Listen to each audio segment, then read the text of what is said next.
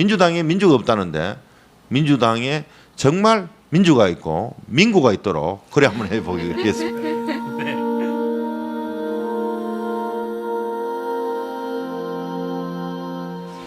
네, 안녕하십니까. 지금부터 더불어민주당 대구시당위원장 선거 후보 인터뷰를 진행하겠습니다. 와!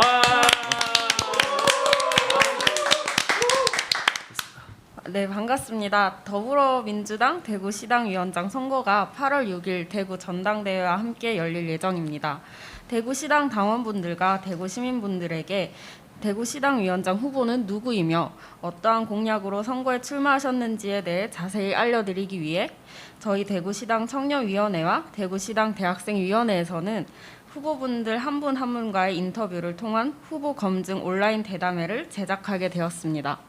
네, 사실 이번 대구시당위원장 선거 후보들의 공약을 비교 분석해보니 공약들이 모두가 공감하는 부분이 많고 또 대동소이했습니다. 저희는 이러한 공약들을 어떻게 실천하실지에 대한 실천력, 그리고 구체성, 실행 능력 등에 초점을 맞춰서 질문을 드려보고자 합니다. 네, 그러기 위해서 먼저 각 후보들의 공약 사항은 당원과 시민분들께서 보기 쉽게 표로 정리해서 배포해 드릴 예정입니다. 그리고 오늘 저희가 인터뷰 형식으로 하는 이 질문들은 먼저 후보님께 가셨죠? 후보님께 네. 질문지를 보내서 심도 있게 고민해 오실 수 있게 시간을 드렸습니다. 이를 통해 대구시당의 변화에 대한 후보들의 방향성을 조금 더 자세히 가늠해 볼 수 있는 시간이 될 거라 보고 있습니다. 그리고 저희 청년위와 대학위에서는 특정 후보를 지지하거나 줄서기하는 방식에서 벗어나 최대한 중립적이고 객관적으로 후보를 검증하기 위하여 후보 캠프에 함께하는 청년이나 대학생은 인터뷰에서 배제하고 후보마다 각각 다른 청년과 대학생이 후보에게 질의하는 형식으로 대담을 진행하려 합니다. 네, 오늘 대구시당위원장 검증 온라인 대담에는 3명의 질문자가 함께하는데요. 저는 대구 달서구 의원 최용린이라고 합니다. 네, 대구 남구 의원 이정현입니다. 저는 대학생위원회 부위원장 오수민입니다. 네, 이렇게 3명의 후보에게 질의하려고 합니다. 그러면 오늘의 주인공 더불어민주당 대구시당위원장 후보 강민구 후보님을 모셔보도록 하겠습니다. 와! 네, 후보님 반갑습니다. 먼저 간단한 소개와 함께 후보님의 기재발제 간략히 2분 내로 말씀해 주시기 바랍니다. 네, 당원 동지 여러분, 강민구 수성갑 지역위원장입니다. 우리 수성갑은 전 김부겸 총리께서 지역위원장을 10여 년 해오시다가 이번에 제가 수성갑 지역위원장을 맡았습니다. 아무래도 총리께서 지역위원장을 하신 지역구라서 제 어깨가 많이 무겁습니다. 하지만 그분 김부겸의 지역구도 타파라는 큰 뜻을 이어받아서 저 역시 부끄럽지 않은 수성갑 지역위원장이 되었고 이번에는 대구시당을 정상으로 되돌리고 기본에 충실한 대구시당 우리 당원 동지 여러분과 함께하고 대구 시민과 함께하는 대구시당을 만들고자 더불어민주당 대구시당 후보자로 오늘 입후보했습니다. 동지 여러분들께 보고 올리면서 오늘 이 인터뷰를 시작하도록 하겠습니다. 감사합니다. 와!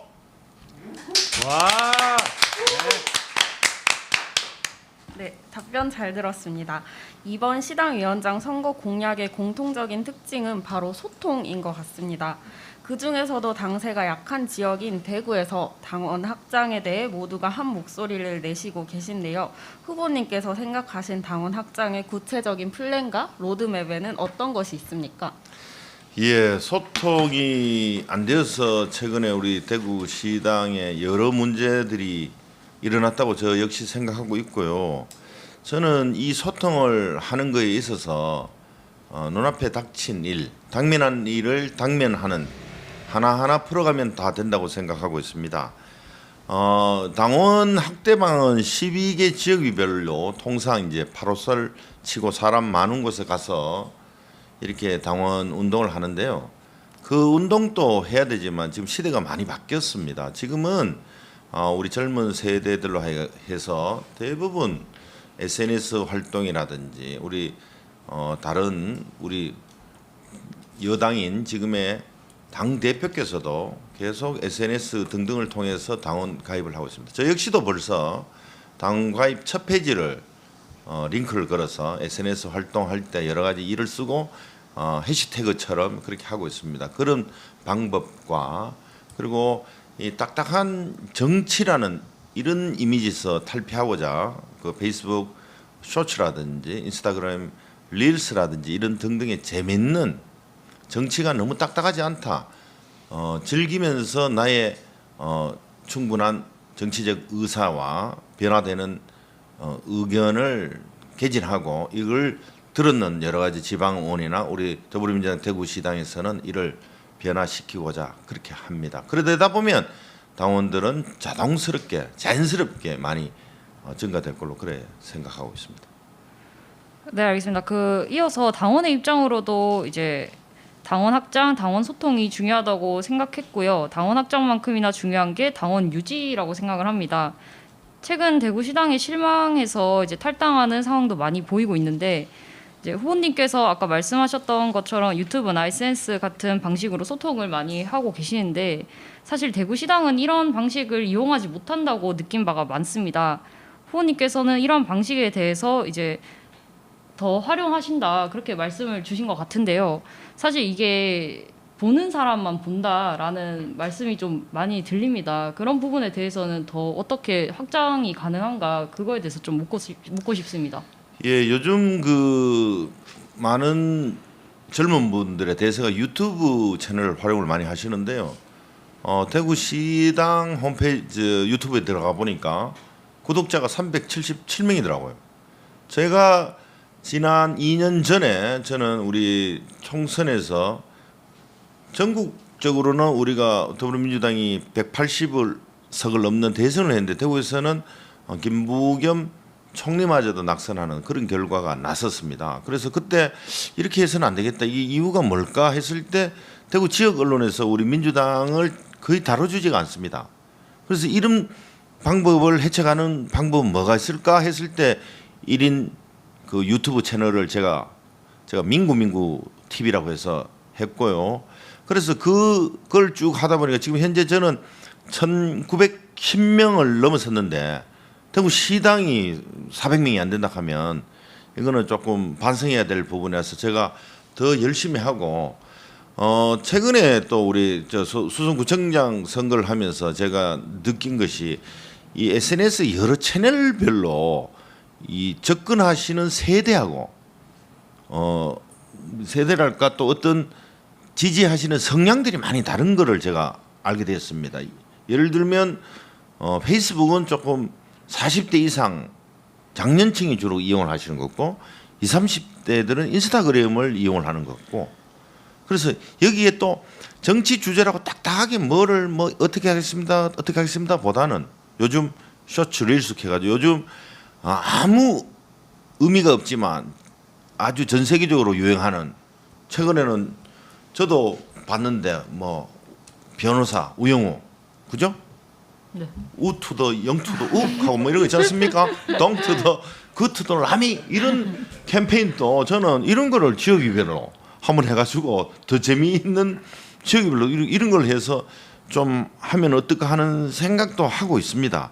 밴드, 카카오 스토리, 페이스북, 그죠? 네이버 블로그, 트위터도 또 막 엄청나게 트위터는 여기 정치 성향이 아주 센 사람들만 들어가지고 정말 세게 이야기하시는 분들이 많던데 이런 거에 맞춰서 우리 더불어민주당 대구시당도 재미나게 즐겁게 딱딱하지 않다. 이 정치라는 것은 결국 내 일상의 하나다라고 좀 느끼게 해주고 싶습니다. 네, 그 다음 질문으로 요거는 소통 관련 마지막 질문인데요. 조금 민감합니다. 최근에 민주당 지선 동안 무소속 후보가 나오면서 무소속 후보를 도운 당원들에 대해서 해당 행위라는 이유로 징계안이 올라온 것으로 알고 있습니다. 저희 대학생위원회, 청년위원회에서는 기본적으로 징계는 과한 처사다 해서 탄원서까지 준비하고 있는 상황입니다.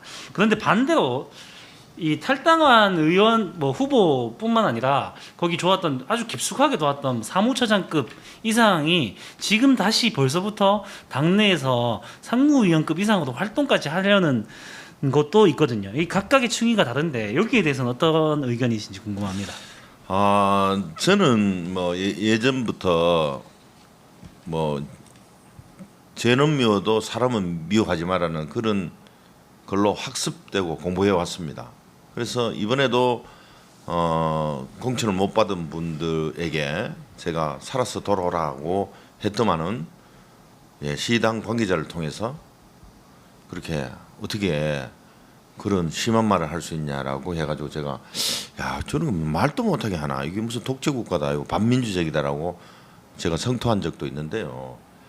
이 문제는 탈당하신 분에 대해서 조금 더 심사숙고해야 되는 측면이 있습니다. 저 역시 이 복당 문제에 있어서 좀 더 여러 당원들한테 여쭤봐야 된다고 생각합니다.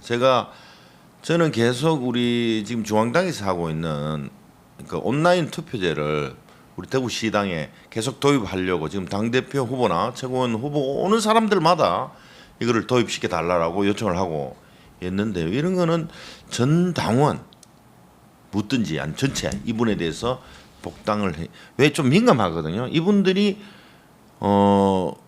공천에 반발해서 탈당했는데 그러면 그 지역에 우리가 또 당선되신 우리 의원님들이 있지 않습니까?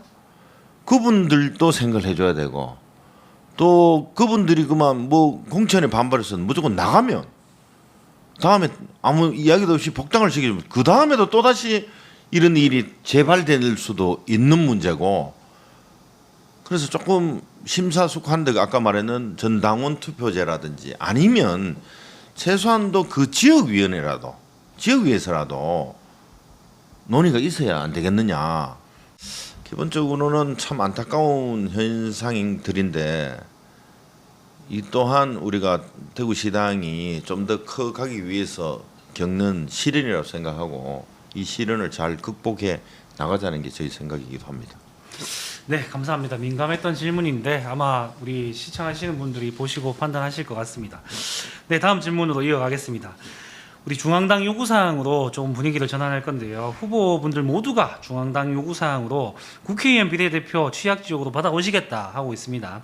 물론 뭐 최고위원회라든가 당대표에서도 동진정책 혹은 취약 지역 때문에 비례대표 지역 배치에 대해서 긍정적으로 말씀을 해주시는 상황이긴 한데 사실 뭐 대구뿐만 아니라 경북, 부산, 경남, 울산까지 지금 취약지로 봐야 될 상황에서 우리 후보님께서는 대구 비례대표를 만들어내기 위한 어떠한 활동을 하실 것인지 계획에 대해서 묻고 싶습니다. 이 우리 대구 경북 지역 국회의원 비례대표 선출은 항상 그 당대표 선거, 최고위원 선거 있을 때마다 오르내립니다. 시당위원장 선거일 때도 빠지지 않는 이 주제인데요. 그러면 이걸 어떻게 받아올 거냐라고 이야기를 했을 때 금방 우리 이정현 의원께서 말씀하신 것처럼 우리가 대구 경북 말고도 영남권은 부산, 울산, 경남, 부울경이 있거든요. 그래서 보통은 자꾸 우리 이렇게 당대표 후보나 이렇게 물어보면 한 3석 정도가 가능하지 않을까. 그래요. 우리 입장에서는 대구 1석, 경북 1석 이래야 되는데 중앙에서는 부울경까지 엮어서 3석 정도 이렇게 이야기하는 경우가 공통적이에요. 여러분 이야기를 들어보니까 우리 지금 현재 당 대표 하시겠다는 분들하고 최고위원들 이야기를 들어보니까요. 그래서 저는 먼저 우리가 지금 권리 당원이 우리가 10,000명 정도 되거든요. 사실 제가 입당 처음 했을 2011년 말만 해도 대구 권리 당원 1,000명이 안 됐습니다. 10년 사이에 10배는 발전을 했지만 이게 적어요. 우리 국민의힘 당원 수는 제가 귀동량 한 거로는 대구 경북이 한 9만 명 됩니다. 9만 명. 우리보다 9배 더 많죠. 근데 여기는 그래서 전애들은 국힘의 텃밭이다라고 하는데 우리가 최소한도 3만 명 정도만 되더라도 그렇게 되려면 우리 스스로 강해져야 되거든요. 자강불식이라는 말이 있습니다. 공자 말씀인데 스스로 강해지기 위해서 쉬지 않는다 이런 말이 있습니다. 그것처럼 우리 스스로 아까 말했는 당원을 배가하고 당원이 3만 명에서 4만 명 이렇게 막 가면 중앙당에 막 우리 스스로 뭐 한석 주의소 뭐 그래가 안 됩니다. 이래 안 해도 그분들이 더 신경 쓰지 않을까 하는 생각이 듭니다. 하지만 현실은 현실이니까 동진정책 취약지역이라고 하는데 그 또한 뭐 좀 적절한 말은 아닌 것 같고요. 우리가 취약지역이 아니고 우리 전략지역으로 해달라고 벌써 6년 전, 4년 전부터 이야기해오고 있고요. 사실 뭐 어떤 분의 정치 전문가가 이야기는 대구는 저 국힘에서는 죄송합니다만은 유권자를 어떤 비유하는데 그거는 절대로 비하할 뜻은 없는데 물고기에 비유했어요. 그래서 국힘은 잡아 나오는 물고기라고 떡밥을 주지 않고 민주당에서는 절대로 잡을 수 없는 물고기라고 떡밥을 안 줘가지고 이쪽 저쪽 여야서 다 떡밥을 안 주니까 항상 대구 경북은 배고프다 이런 말씀을 하시는 걸 들었거든요. 사실인 것 같습니다. 그래서 우선 자강하자는 스스로 강해지자는 말을 좀 하고 싶고 저는 그 활동을 정말 열심히 하려고 할 것이고요. 대신 이제 이 비례 국회의원 받아오는 문제는 역시 우리 옛 속담에 그 우는 애에게 젖 더 준다 뭐 이런 속담 있지 않습니까? 그래서 그거를 그냥 막무가내로 더 달라고 해서는 되지 않을 것 같고요. 우리 충분하게 우리가 당원 배가 우리 대구에서 우리 0.73%로 졌는데 대구에서 표가 더 나오면은 대구의 한 표는 한 표가 아니다. 전국적으로 봤을 때는 저쪽 국힘 여당 표를 뺏어오는 거 2표다라는 이런 논리적 설득력을 갖고 우리 비례 국회의원을 꼭 받아와야 되지 않겠습니까? 네, 당원 늘려서 우리 스스로가 강해져야 한다는 말씀 잘 이해했습니다. 계속 진행해서 비례대표 관련해가지고 질문을 한 가지 더 드릴 텐데요. 후보님의 공약처럼 대구의 비례대표 한 석이라도 가져오게 된다고 가정을 하더라도 사실 지금의 시당 분위기라면 비례대표 후보를 뽑는 과정에 또다시 분열과 잡음이 생길 거라 생각합니다.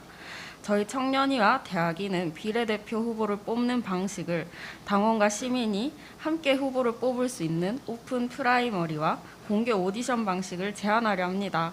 이는 사실 지방선거 때마다 문제가 되고 있는 시의원 비례대표에게도 마찬가지로 적용하고 싶은 생각입니다. 이 부분에 대해 후보님의 견해를 듣고 싶습니다. 저는 정말 이런 생각을 갖고 있습니다. 당연히 오픈 프라임 공개 오디션을 통해서 하자 이렇게 하고 싶습니다. 우리가 먼저 근데 우리 젊은 우리 지금 현재 우리 지방 의원님도 청년 의원님도 많이 이번에 입성을 하셨는 만큼 우리 지방 의원들께서 좀 사실 그 지역에 가면 민주당이 얼굴이시거든요. 우리 이정현 의원님 같은 재선이 되시고 최홍린 우리 지금 오늘 의원님 같은 경우는 그 지역에 가면은 민주당이라고 보는 사람이 우리 최홍린 의원님밖에 없는 거죠. 그러면 그 지방 의원들이 우리가 얼굴인 만큼 그 부분에 대한 지원은 아낌없이 해야 될 거로 전제하고 나서 우리 뭐 국회의원 비례 오픈 프라이머리 공개 오디션 해가지고 당원뿐만이 아니고 대구 시민도 여기 참여할 수 있다고 해야 된다고 저는 봅니다. 또 시의원뿐만이 아니고 지금 시의원 비례, 구원 비례도 각 지역 구원은 각 지역 수성구 같으면은 수성구 갑을 그죠? 아니면 달서구 같은 갑을병이 모여서 갑을병 상무위원회에서 비례를 투표를 하거든요. 저는 아까 말씀드린 것처럼 우리 온라인 투표 시스템을 우리 시당에만 도입을 해버리면 굳이 왜 그 상무위원회에서만 투표를 해가지고 비례를 뽑느냐. 전 당원으로 하면 되잖아요. 옛날에는 자꾸 ARS를 돌리려고 그러다 보니까 돈이 드니까 안 하는데 지금 이 온라인 시스템을 우리 카톡으로 문자 오고 카톡으로 문자 오면은 자기 이름 넣고 주민번호 넣으면 승인번호 받고 이제 누구 투표하겠냐 하면 이거 하면 저는 뭐 별 비용도 안 된다고 봅니다. 우리 중앙당에서. 그래서 이런 걸로 정말 하고 싶은 게 저 생각이고요. 다른 여러 방법도 우리 제가 그래도 여러분 청년위원들보다는 아주 시대의 흐름을 모를지 모르니까 그런 걸 좋은 거 있으면 저는 무조건 시대의 흐름에 맞춰서 그렇게 변해가야 된다고 생각합니다. 옛날 방식 그대로 해서는 우리 안 된다고 봅니다. 우리 중앙당에서도 이런 그 온라인 투표 제도를 도입하고 있는데 17개 광역시도당에 이게 안 맡기고 있다는 것 또한 저는 정말 이해가 안 되는 부분입니다.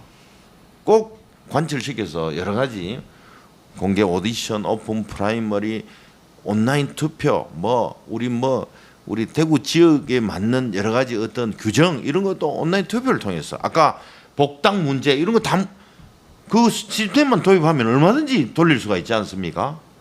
네, 답변 감사드립니다.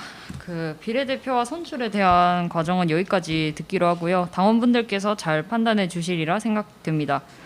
다음 질문들은 이제 시당 정상화에 관해서입니다. 먼저 시당의 상설위는 사실 전문성이 중요한 자리라고 생각을 하는데요. 그러나 지금까지 상설위의 구성, 특히 상설위원장 선출에 있어서 소위 확장성을 더 중요하게 생각했고 이것이 사실 시당 사유화의 핵심이라는 비판의 의견이 좀 많습니다. 후보님께서는 어떻게 시당 상설위원장을 모집하고 운영하실 계획이신가요? 지난번 우리 시당 상설위원장 또 여성, 실버, 청년 이렇게 아마 직접 투표했는 거로 제가 기억이 나는데요.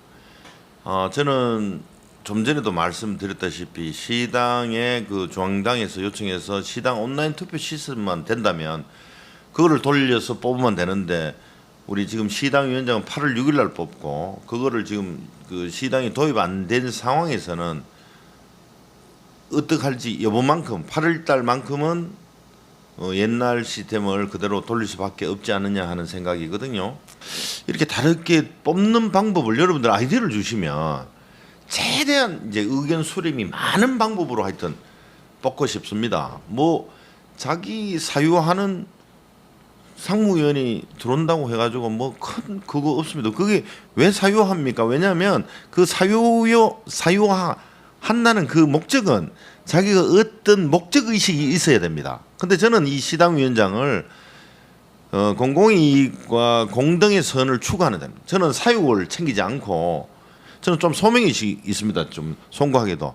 그래서 그 대구를 발전하는 방법은 정치 세력, 경쟁 세력이 생기면 저는 발전할 수 있다는 큰 그 목표 의식을 갖고 있습니다. 그래서 저는 사육 챙기지 않고 저 시당 위원장으로서 대구 민주당 발전은 이코르 이거는 대구의 발전으로 이어질 수 있다는 확고한 신념이 있기 때문에 이거를 뭐 상무위원을 내 편으로 뽑는다, 내가 아는 사람을 뽑는다 이런 생각 없습니다. 그래서 좀 최대한 공정하게 뽑을 수 있도록 아이디어가 있으면 좀 많이 거꾸로 조언해 주시면 제가 적극 수용토록 하겠습니다. 네, 이어서 질문하겠습니다. 시당 상설위원회가 이제 뽑히고 나면 또 시당 상무위원회로 돼서 활동을 하시게 되잖아요. 상무위원회에 대해서 이제 후보님들도 투명하게 하겠다 하시고 뭐 일반 당원들도 좀 투명하게 하자, 뭐 회의록이라도 공개하자, 회계라도 공개하자라고 얘기하는데 당원 당규상 이게 비공개인 거 아셨어요? 당원 당규상 비밀 유지 비공개가 원칙이라고 합니다. 지금 이런 상황에서 우리가 공개하자는 것과 이 당원 당규가 상충되는 이 상황에서 어떻게 할 해결 방안이 있겠습니까? 참 이거 저도 최근에 알았는데요. 이 상무위원 회의가 왜 대외빈지에 대해서 저 이해가 잘 안 됩니다. 우리가 일상적으로 일어나는 회의 내용을 왜 공개를 못합니까? 저는 개인 신상에 관련되는 거는 아마 이게 유출되면 개인의 그죠? 네. 명예가 실추될 수 있고 뭐 이런 거 빼고는 저는 이게 아마 이 모든 이제 의원님들은 뭐 조례라든지 법규를 아시니까 이거를 우리 당규를 적극적으로 해석하느냐 소극적으로 해석하느냐 그 차이지 싶습니다. 오늘 전 당원 아니면 대의원한테라도 그게 전 당원이 너무 많다면 대의원한테라도 제가 8년 동안 지방의원 하면서 의정활동 보고하듯이 이걸 알리려고 그래요. 알리게 되면 그분들이 알고 나면 상당히 의혹이 있는 게 해소가 되면 별 불만이 없어집니다. 근데 이게 어떤 사람을 알고 나는 모르는 것 같고 내가 모르니까 대외비락하고 저 사람들 뭘 숨기고 있는 거 아니냐? 이렇게 되는 것 같거든요. 아까 첫 번째 질문 소통하고도 관련되는데 이 문제에서는 충분히 저는 오픈해 가자. 오픈해 가야만 한다라는 생각을 가집니다. 또 뭐 다시 한번 반복하지만 이 당규 해석을 적극적이고 긍정적으로 해석하면 못할 게 없다고 그래 생각합니다. 네, 답변 잘 들었습니다. 시당 상무위원회 관련으로 마지막 질문입니다. 상설위원회 운영 관련에 대해서인데요. 사실 시당 상설위원회가 유명무실한 가장 큰 이유는 절차의 문제로 제대로 지원되지 못해서라고 생각을 합니다. 여성위원회나 특정위원회에는 사실 지원이 어렵고 청년위원회나 대학생위원회에도 지원금조차 받기 힘들어 운영이 힘든 상황입니다. 이에 대한 원인은 무엇인지 파악하셨고 어떻게 해결하실 생각인가요?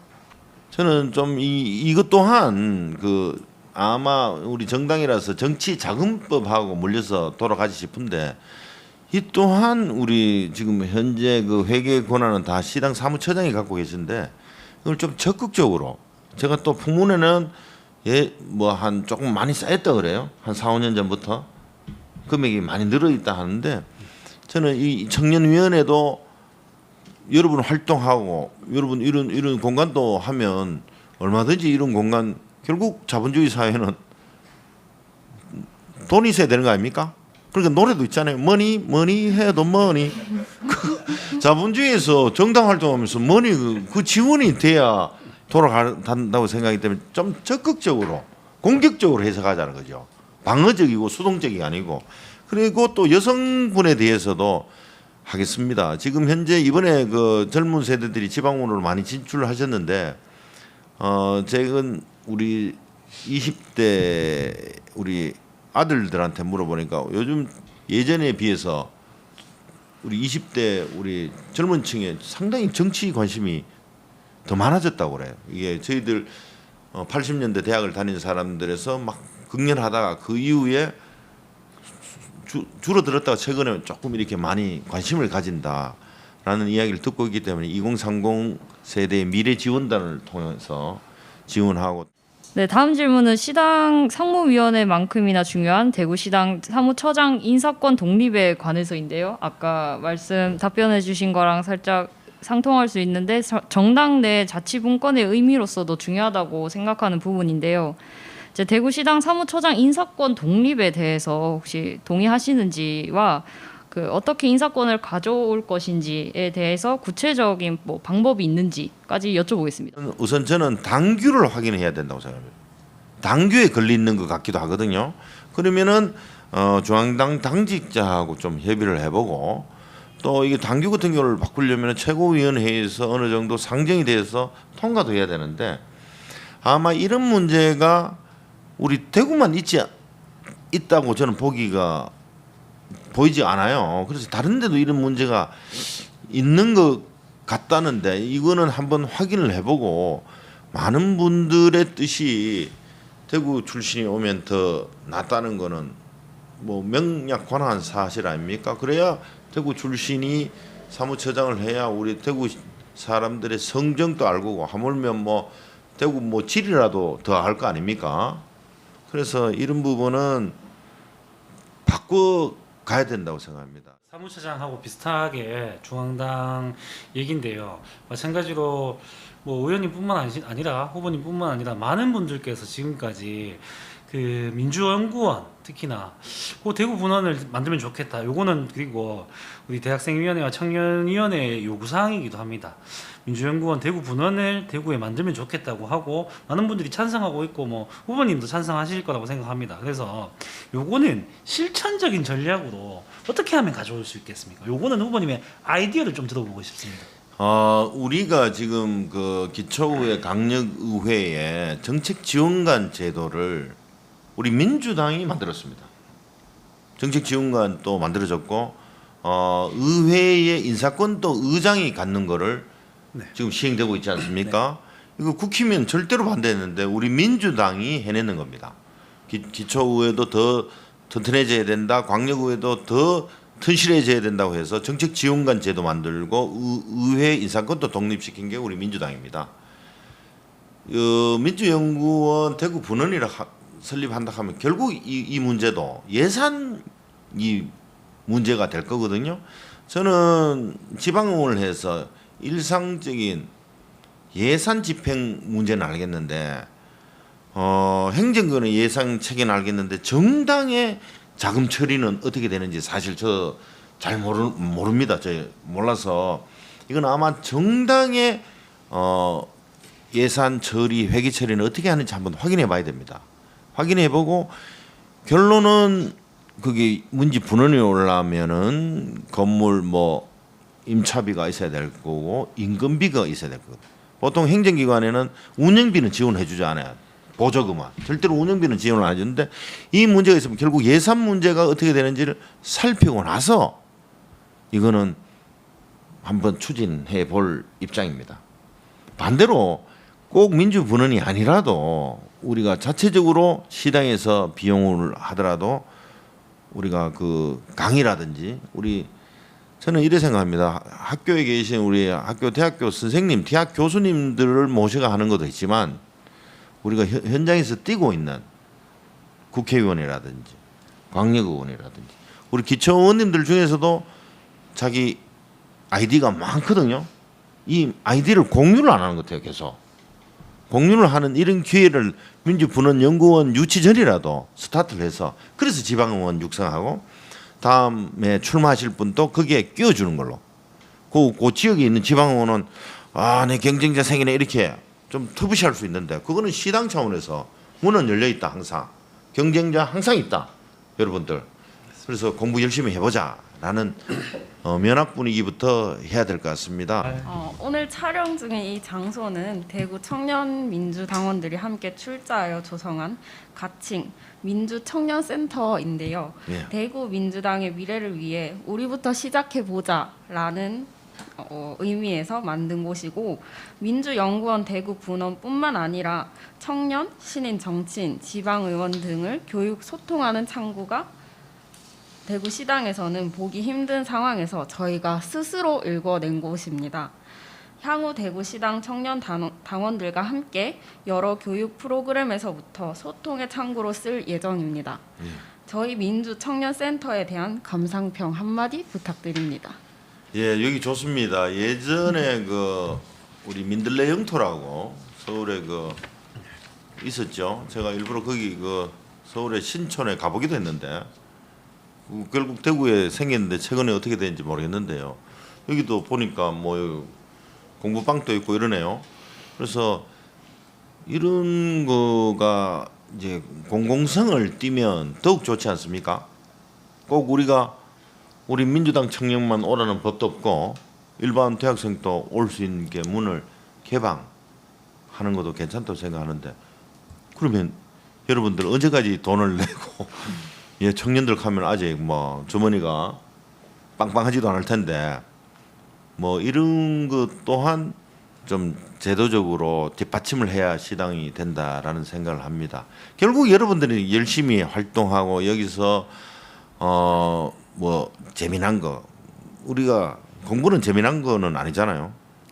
놀고 즐기며 보고 느끼고 마시고 듣고 그죠? 그런 공간으로 좀 하면서 어떨 때는 우리 스스로 그런 얘기 중에도 학습은 되는 거 아닙니까? 계속 학습되는 그런 공간이 된다면 시당에서도 지원해야 되는데 제가 계속 말씀을 드리지만 우리 행정기관의 예산 체계는 제가 아는데 이 정당의 이 회계 처리 시스템은 제가 잘 몰라서 확실히 대답은 못 드리겠지만 이런 거는 활성화해야 되죠.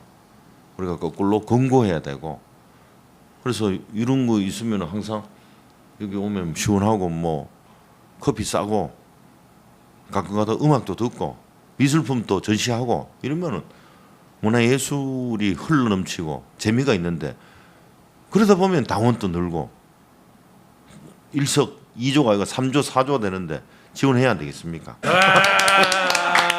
와. 정당 예산이 가능한 한 시당위원장이 된다면 지원을 해주겠다. 예, 맞습니다. 네, 알겠습니다. 예, 예. 감사합니다. 네, 말씀 감사합니다. 다음으로는 지역위원회 활성화에 대한 질문 드리겠습니다. 저희는 지역위원회가 예전 지구당처럼 그 법적 기구로 부활하고 지역위원장도 당원 선출로 뽑혀야 한다고 생각하고 있습니다. 이에 대한 견해 부탁드리겠습니다. 지구당을 이제 없어졌죠. 그래서 지금 원외가 아주 힘듭니다. 우리가 전국에 253개의 지역위원회가 있는 거거든요. 그만 이제 여당하고 합쳐서 253개니까 우리가 현재 169석이니까 저 여당에서도 원외가 그만큼 많다는 뜻 아닙니까? 169 구석에 원외 지역이 있다는 거 아닙니까? 그래서 여야가 이견이 있다가 상당히 좁혀진 걸로 저는 들어 알고 있습니다. 지구당에서는 그러면 지구당을 만들었을 때 아까 말씀드린 것처럼 어떻게 지원을 할 거냐 문제인데 결론은 임차비, 그죠? 임대료, 임차료 그리고 거기에 있다 보면 공간이 있다 보면 관리를 해야 되니까 인건비 이런 거에 대해서 또 예산이 됩니다. 이 난제는 이 국민들께서 또 저 정치인들이 그냥 우리 세금 쓰네라는 반대 여론이 형성될 수가 있다는 우려는 있습니다. 이것만 잘 해결하면 지구당 부활은 최소 경비로도 좀 부활이 될 수 있을 것 같다는 생각을 지금 들고 있고요. 지구당 부활돼서 더욱 재미난 항상 저희 모토는 즐겁고 재미난 이런 정당 딱딱하지 않은 정치 생활 그렇게 한번 대구시당을 꼭 만들고 변화시켜 보겠습니다. 지역위원장 당원 선출 방식은 지금 항상 그 조직 강화 특별위원회에서 국회의원과 이제 시민단체들로 들어와서 인터뷰를 통해서 하고 있거든요. 이것 또한 이 당규 개정이 전국적인 문제라서 한번 확인을 해봐야 되지 않겠느냐 싶습니다. 우리만 한다고 해서 되는 건 아닌 것 같고요. 저는 그 정도는 할 수 있다고 생각해요. 그 계속 말씀드리고 있는 대구시당의 온라인 투표 시스템만 갖추게 되면 뭐 여러 가지 항상 그게 의견을 물어볼 수가 있고 예를 들면 지역위원장을 당원 투표로 하는데 대구시당 당원 여러분은 어떻게 생각하시냐 라고 했을 때 압도적인 표결이 나오면 그걸 갖고 제가 시당 위원장으로서 당무회의 가서 대구 당원들은 전부 다 지역위원장을 당원 투표로 뽑고자 하는 의견이 훨씬 많습니다. 여러분 이거를 한번 대구는 한번 시범적이라도 한번 해주십시오란 이런 근거를 만들 수 있지 않겠느냐 이런 생각을 하고 있어요. 그래서 하여튼 뭐든지 전체한테 많이 물어보는 시스템을 갖추도록 그렇게 하겠다. 민주당에 민주가 없다는데 민주당에 정말 민주가 있고 민구가 있도록 그래 한번 해보겠습니다. 네, 감사합니다. 지역위원회 얘기 이어가겠습니다. 현재 대구는 사실 다 원외 지역위원회잖아요. 그래서 협력의원 제도가 운영돼서 대구는 모두 해당되고 있습니다. 협력의원 제도가 뭐 층위가 조금 다르긴 하지만 그래도 어느 정도 성과가 있었다고 생각도 들고요. 그런 의미에서 성과가 있었다면 대구는 또 지역구 국회의원이 없는 상황이고 지금 비례대표도 없는 상황이니 청년위원회나 대학생위원회도 이런 협력의원 제도가 있으면 좋겠다는 생각이 들거든요. 그래서 저희도 여기에 참여를 같이 했으면 좋겠고 의원님이 오셨을 때 이 협력의원 제도에 대해서 어떻게 생각이 드시는지. 협력위원 제도는 우리 뭐 안타깝게도 수성갑은 없었습니다. 협력위원이 김부겸 총리가 워낙 뭐 이름이 높아서 그런지 없었는데 협력위원 제도가 저는 잘 됐다고 평가하지는 못하겠습니다. 유명무실했다라고 생각합니다. 왜냐하면 그분들이 각 지역구가 있는데 생각보다 이게 우리 자기 지역구를 버리고 대구에 와서 막 활동한다는 게 좀 쉽지 않거든요. 그러면 더 활성화되려면 그분들 활동에 대해서 중앙당에서 평가를 해줘야 돼요. 평가를. TK의 협력위원에 대해서는 누가 잘했고 못했다는 평가가 있으면 그분들이 더 잘 하려고 노력하지 않겠습니까? 그 협력위원 제도만 있고 평가를 안 하니까 일부 분들은 조금 열심히 한 분도 계시지만 어떤 분은 이름만 걸고 대구에 온 적도 없는 분도 계세요. 그래서 이건 평가 제도를 좀 만들어야 된다 생각하고 여기에 협력위원 제도를 조금 더 발전시키든지 아니면은 저는 대구 경북 발전위원회 뭐 이런 것을 중앙당이 좀 만들게 건의를 하고 이 발전위원장은 당 대표가 돼야 됩니다. 누가 그 밑에 다른 사람이 돼서는 안 됩니다. 그래서 이걸 격월로 회의를 주재하다든지 이렇게 해서 좀 협력위원 제도는 협력위원 제도가 발전할 수 있으면 더 발전시키고 그게 아니면은 대구 경북 발전위원회라고 아예 특별위원회를 만들 방법이 있을 수가 있다는 생각을 하고 있고요. 대학생 청년위원들은 어떤 특정 지역과 교류를 한다고 더 나아진다고 보지는 않습니다. 전국도 비슷하다는 생각을 많이 하고 있어서 저는 반대로 대구의 그 12개 청년위원회 대학생위원장 전국에 정말 잘하는 데가 한두 군데가 있을 수가 있거든요. 그거를 물어가지고 거꾸로 그 지역과 대구가 지역위원회별로 청년위, 대학생위가 지역위별로 하는 게 아니고 대구 청년위원회 전체, 대학생위원회 전체가 전국에 잘하는 청년위, 대학생위하고 교류를 하고 수시로 벤치마킹을 가서 뭐 어떻게 하면 되느냐라고 해서 그래서 배워오고 학습하고 그게 낫지 않을까 하는 생각을 합니다. 네, 다음 질문 이어가겠습니다. 대구시당의 역할 중 중요한 것이 바로 대구시정 견제입니다. 현재까지 대구시당의 시정 견제 역할은 사실 새로운 아젠다를 만들어내지 못하고 겨우 국민의힘 아젠다나 대구시장의 공약 사항 등에 겨우 댓글 다는 수준으로 활동을 해왔다고 생각합니다. 또한 국회 다수 여당인 상황에서도 제대로 이루어지지 않은 시정 견제를 지금의 상황에서 후보님께서는 어떤 방식으로 하실 생각인지 여쭙고 싶습니다. 이 부분에 대해서는 제가 이제 대구시의원도 해봤고 대구시의회 부의장을 해봤기 때문에 압니다. 그런 방금 뭐 댓글 수준밖에 대구 민주당 되지 않느냐 하는 거는 참 가슴 아픈 일이죠. 근데 뭐 실질적으로 그래요. 민주당 대선 공약도 그냥 그 대구시에서 요청하는 거 거의 그대로 복사해 넣는 수준입니다. 아쉽죠. 지금 현재 예를 한번 들어보면 홍준표 대구시장이 되면서 출연출자기관 축소, 행정 집행부서 통폐합 이런 걸 들고 나오고 있잖아요. 제가 아직 효과가 검증이 되지는 않았지만 이 홍준표 시장 일부는 뭐든지 줄이면 된다고 생각하시는 것 같아요. 근데 줄여서 좋은 것도 있고 줄이면 안 되는 것도 있습니다. 예를 들면 문화예술 활동 이런 거 그분의 그 자본주의 논리로만 이야기해 보면 줄이면 문화예술 활동, 문화예술회관, 오페라하우스 그 이익 나는 곳이 아니거든요. 이익 내려고 있는 곳이 아닙니다. 그렇지 않습니까? 체육시설 거기서 어떻게 이익을 낼 수가 있습니까? 이거는 시민의 세금으로서 우리 문화예술이라든지 체육활동을 적극 지원하는 공적인 영역에서 풍부하게 지원해야 되는 겁니다. 최소한도 조금 이렇게 적자폭을 줄이려는 노력을 해보라는 거는 이해가 되는데 이걸 적자난다고 없앤다? 나 이분의 이 생각이 현재 한번 지켜보고 있는데요. 이분이 경남지사를 하면서 진주의료원을 폐쇄했단 말이에요. 의료원이 공적인 영역인데 거기서 나타난 효과가 뭐 있었느냐고 내면 심히 의문이 가고요. 그 반대로 그 비슷한 시점에 성남시장을 했던 이재명 시장께서는 성남의료원을 거꾸로 신설했습니다. 저는 그 벤치마킹 가서 당시 설명을 들었어요. 그 이후에 지금 우리 코로나 사태가 왔지 않습니까? 진주의료원 같은 경우가 있었으면 코로나 사태 적극적으로 더 병상 확보라든지 쉬웠을 겁니다. 성남은 아마 더 쉽게 됐을 거예요. 그래서 이 공적 영역 축소하고 줄인다고 해서 능사는 아닌 겁니다. 줄일 수 있는 거는 우리가 왜 여러 가지 인프라 사업 같은 경우는 철도, 전기 이런 거를 민영화를 해서는 안 되는 이유도 저는 여기에 있다고 보는 거거든요.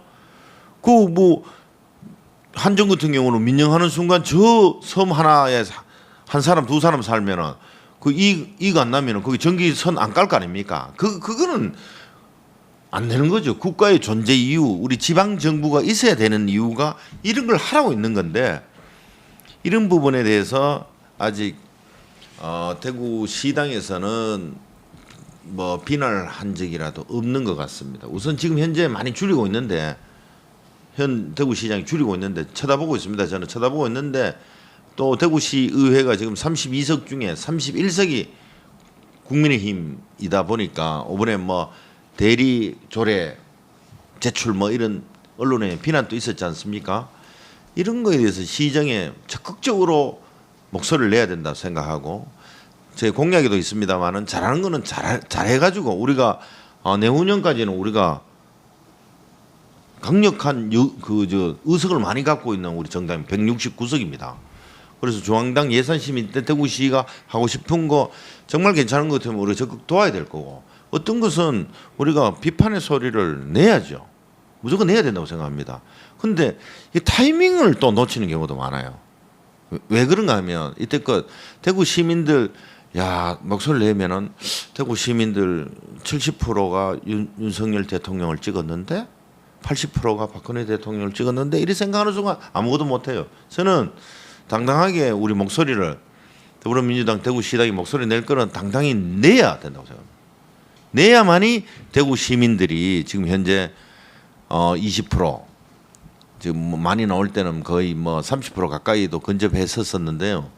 이런 분들이 저들도 건실한 경쟁 정치 세력이구나, 국민의힘 아류가 아니구나라고 느낄 수 있게 우리 목소리를 내자는 게 제 생각이고, 우리 또 그 지방 의원을 통해서라도 그런 정보를 얼마든지 얻을 수가 있거든요.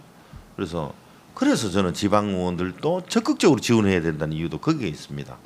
그래서 한번 대구 시정도 우리 시민단체만 견제하는 게 아니고 우리가 공당으로서 야당으로서 제일 야당으로서 충분히 대구 시정에 견제하는 역할을 하겠다. 저는 시당 위원장이 돼서 정말 열심히 시정을 살펴보겠다 이렇게 약속드립니다.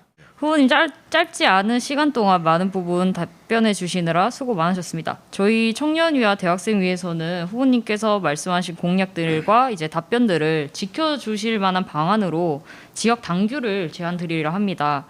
특히나 시당위원장이 바뀔 때마다 중요한 논의들이 원점으로 돌아가는 것을 방지하기 위해서 당원 당규를 벗어나지 않는 선에서 시도당의 활동 내용들을 토론하고 합의하여 명문화된 규범을 만들어 놓자는 의도가 담겨져 있습니다. 물론 구속력을 가지기 어려울 수 있지만 이를 통해 후보님의 공약도 지켜지게 만들고 다음에 누가 시당위원장이 되더라도 정치적 책임감을 질 수 있게 만드는 장치로서 역할을 할 것이라고 생각이 듭니다. 이제 후보님께 지역 당규로서 당원분들께 약속하는 방법을 제안을 드리는데요. 혹시 찬성을 하십니까? 예, 찬성합니다. 와. 마지막으로 한 말씀. 아니 그래 그 부분은 예를 들면 가장 우리 그 잡음이 많을 수 있는 공천 문제 같은 경우 있지 않습니까? 그 지방선거가 4년 후지 않습니까? 저는 이 공천 룰을 선거가 가까워질수록 유불리를 따지게 돼 있습니다. 우리 지금 4년 후의 선거는 지금 아주 객관적이고 공정하게 짜놓을 수가 있어요. 저는 이번에 시당위원장이 되면 지방 공천 룰을 정해놓으려고 그래요. 정해놓고 각 지역위원장, 상무위원회 와서 다 서명해 놓으라고 그럴 거예요. 서명해 놓고 이거를 막 액자에 딱 해가지고 시당에 딱 붙여놔야만이 2년 후에 어떤 다른 분이 시당위원장이 와도 이런 공천 룰이 있었는데 이거를 자기 마음대로 못 바꾸게 하는 거죠. 그러면은 그 바꾼다 하면 그분 욕 엄청 먹을 거 아닙니까? 네. 그래서 이게 이제 그 여러분들 이걸 딱 할 때 제 생각하고 너무 같다고 생각했어요. 전부 다 서명 받아 놓자 이거예요. 그래가지고 액자 해가지고 액자하면 돈 들면 코팅이라도 해가지고 붙여놓자 이거예요. 저는 제 공약도 그럴 생각이거든요. 제 공약도 쫙 해가지고 우리 시당에 좀 이렇게 게시를 쫙 해놓을 거예요. 그래가지고 게시해놔가지고 이게 사람이 이제 초심을 지키자하는데 초심을 지키기 힘드니까 제가 그거를 이제 출근하면서 매일 볼 수 있도록 딱 붙여놓고 이걸 못했네, 이걸 추진하고 있네라는 그런 걸 하고 싶습니다. 이제 우리 단체장이 되면은요 자기 공약에 대해서 공무원이 챙겨주거든요. 네. 그것처럼 저는 집행기관과 일을 해봤기 때문에 그런 부분을 아예 공개적으로 오픈을 해놓아야만이 딴 마음을 안 먹습니다. 저는 정말 제가 사익을 추구하지 않고 공공이익과 공정선을 추구한다고는 하지만 초심을 버릴 수도 있기 때문에 여러분 그 제가 이 인터뷰하고 시당위원장 됐는데 안 하시면 그거 분명히 그 여러분이 화면을 해가지고 하신다 켜놔놓고 왜 안 하십니까 하면 그럼 제가 해야 되지 않겠습니까? 그래서 그 방법 어떻습니까? 전체 서명 다 받아 놓자 이거죠. 아주 좋습니다. 그래가지고 지방의원들도 다 받아 놓자 이거죠 지금. 다음 공천 룰은 이렇게 큰 틀에서 이런 룰입니다. 라고 서명 다 받아놓고 예, 액자로 걸어 놓겠습니다. 네, 알겠습니다. 그 방식은 다르지만 의도가 같다고 생각하고 어떠한 방식이라든 약속을 지킬 수 있게 만들어만 주신다면 저희는 동의하겠습니다. 감사합니다. 지금까지 우리 대구시당위원장 선거 강민구 후보님을 모시고 특별히 나비 넥타이 하시고 오셨습니다. 네. 네, 여러 가지 생각을 들어보는 시간을 가졌습니다. 저희 청년위원회와 대학생위원회는 객관적이고 중립적인 입장으로 당원분들께 정보를 전달하기 위하여 대구시당의 새로운 시대를 열기 위해 온라인 검증회를 마련하였습니다. 지금까지 시청해주신 당원, 대구시민 여러분께 감사의 말씀을 전하며 대구시당 위원장 온라인 검증 대담을 마치겠습니다. 감사합니다. 수고하셨습니다. 마지막 인사말 없습니까? 마지막 인사말 없습니까? 없습니다. 일부러 다 뺐습니다. 마지막 인사는. 아하, 그렇습니까? 네. 알겠습니다. 수고하셨습니다.